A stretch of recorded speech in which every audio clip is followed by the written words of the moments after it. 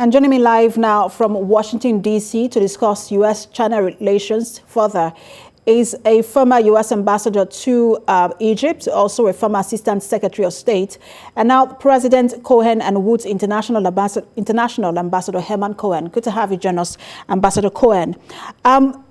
Let's look at this meeting, which was meant to be a build-bridging meeting. It became some sort of a posturing from both sides.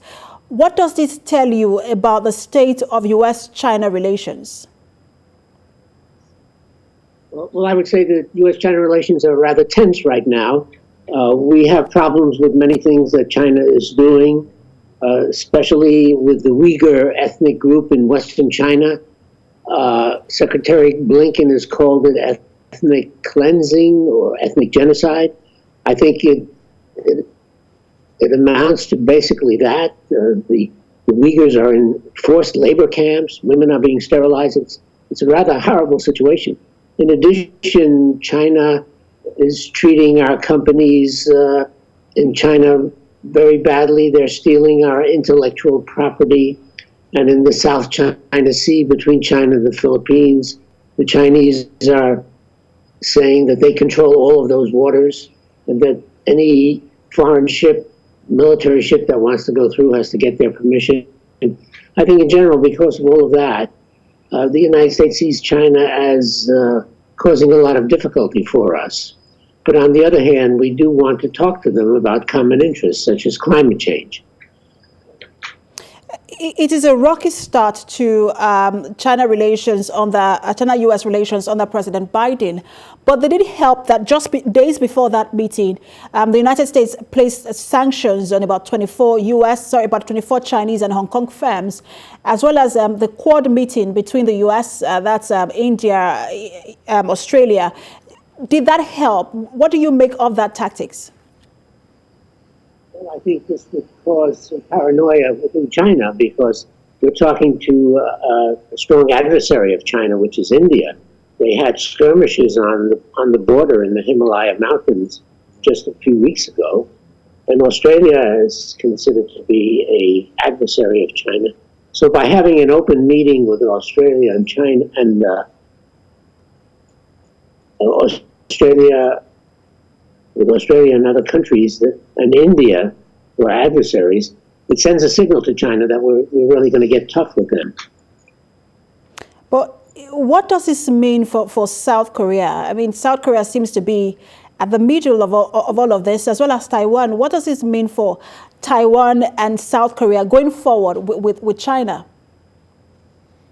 Well, Taiwan, China claims that they own Taiwan and they can take it over anytime they want. So this is something that is important to us because we have made a commitment to maintain the independence of Taiwan.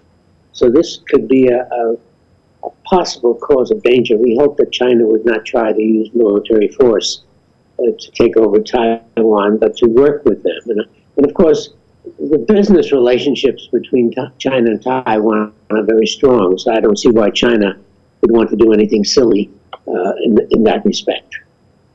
What and about South Korea has a defense agreement with the United States, and we will maintain that defense agreement. I don't think that China has any problems with South Korea. What China wants to do is make sure that South Korea does not do anything against North Korea, which is a close ally of China. And for the moment, I don't see any dangers there. But did both sides get anything out of that meeting, or it was just an opportunity to appeal to the domestic base? My personal view, diplomacy is usually about 50% domestic. But in this case, I think there are areas of cooperation. And if you look at President Biden's list of priorities, climate change is very high on that list. And China is one of the worst polluting countries in the world today. They keep building coal plants. Now, coal is the worst polluter of all electric generators. So we need to work with them to stop doing coal and getting into renewables and other things. I think we can cooperate them on technology. Also, China is very strong in Africa. So we could work with China, for example, on preserving the Congo Basin rainforest. The Congo Basin rainforest is the second biggest carbon sink in the world after the Amazon. So, and China is very strong in Africa. We can work with them to preserve the rainforest and other places that are in danger from climate change. And how optimistic are you that U.S. and China can lower the temperature and work on these areas of common interest?